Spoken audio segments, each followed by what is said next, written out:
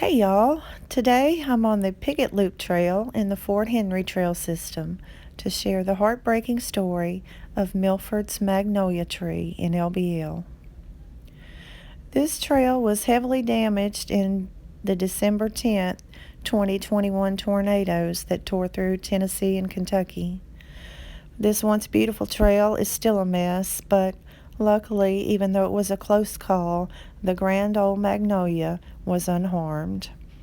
This video footage was shot in the spring and fall of 2024.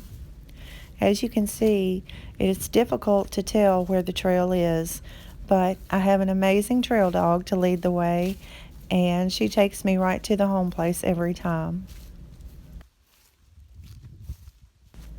Douglas Milford Lyons was born in nearby Tharp, Tennessee, November 27, 1891, the second child of Thomas and Ida Champion Lyons. Tom and Ida were my great-grandparents, and they had 7 children, 3 boys and 4 girls. My grandmother was their 6th child. Sadly, they had 2 children pass away as infants. Milford grew up working on the family farm and at a sawmill, and later became a school teacher in Stewart County. This is a 1910 photo of Milford with the sawmill crew. He is second from right. His brother Gus is second from left. He enlisted in the U.S. Army during World War I, and because of his background in academics, he was sent to officer training school and became a second lieutenant. In a letter to his parents about his new promotion, he wrote, "I realize my responsibility, but it is not any more dangerous than when I was a sergeant. I hope and pray that I will be able to do my duty and be a real leader and a standard of good moral character to the men who will be under me." In a letter dated October 9, 1918, he wrote, "Dear parents, I will write you a few lines this a.m. Of course, I'd much rather come over and have a chat, but that is impossible. I wish you could see where I'm sitting writing this letter, but you would not like my situation much. I'm looking for a big bunch of mail someday soon. I will close with the usual amount of love for one and all. I dream of you all quite often, but never have been at home. Bye-bye. I'll never forget you. Douglas M. Lyons, 2nd Lieutenant, U.S. Army." On October 12, 1918, just 3 days after writing that letter, Milford was killed in battle by German machine gun fire near Verdun, France, just 1 month before the end of the war. He was 25 years old. Milford's body was still in France, and so, without a body or a grave to tend, his mother planted this magnolia tree in their yard as a memorial to her son. The tree is still visited by family members today. While many knew of Milford's magnolia tree and that he died in the war, not all knew that he left behind a sweetheart, his fiancée, Miss Mary Florence Betts. Mary was born November 22, 1892 in Kentucky. She was the only child of Richard and Alice Betts. The Betts family moved to the Big Rock area in 1896 via covered wagon.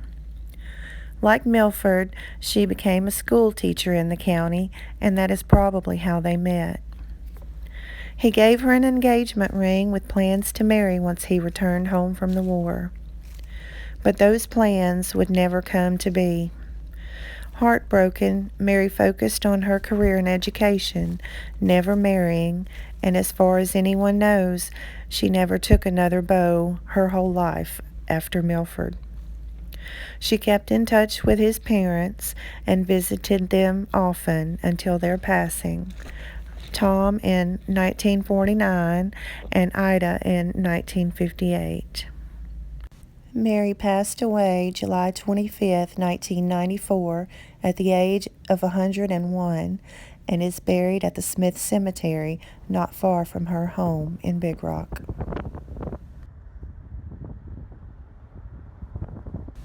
Great Uncle Milford was originally buried near the battlefield in France. Then 7 months later, he was disinterred, moved, and reburied in an American soldier cemetery nearby. Later, on October 13, 1921, almost 3 years to the date of his death, he was disinterred once again and prepared for shipment back home. His remains arrived at Fort Donelson National Cemetery, Dover, Tennessee, on December 31, 1921, and he was reburied here with a full military hero's funeral, attended by family and friends. After his death, he was awarded the Distinguished Service Cross. An article I read states, "The President of the United States of America, authorized by Act of Congress, takes pride in presenting the Distinguished Service Cross to Second Lieutenant Douglas M. Lyons, United States Army, for extraordinary heroism in action while serving with the 114th Infantry Regiment, 29th Division, AEF, near Verdun, France, October 12, 1918. Inspiring his men by his fearlessness, Lieutenant Lyons led an attack against a strongly fortified enemy position and in so doing was killed." A centennial memorial service was held for Lieutenant Lyons on October 13, 2018, at his graveside. Family members, their friends, and dignitaries gathered to honor the life and sacrifice of this World War I hero. Several family members spoke on his early life and his military accomplishments. A special moment for all was to hear the playing of Milford's banjo by Otis Kelly. Kelly played 2 songs for those gathered, songs that would have been played by Milford over 100 years ago.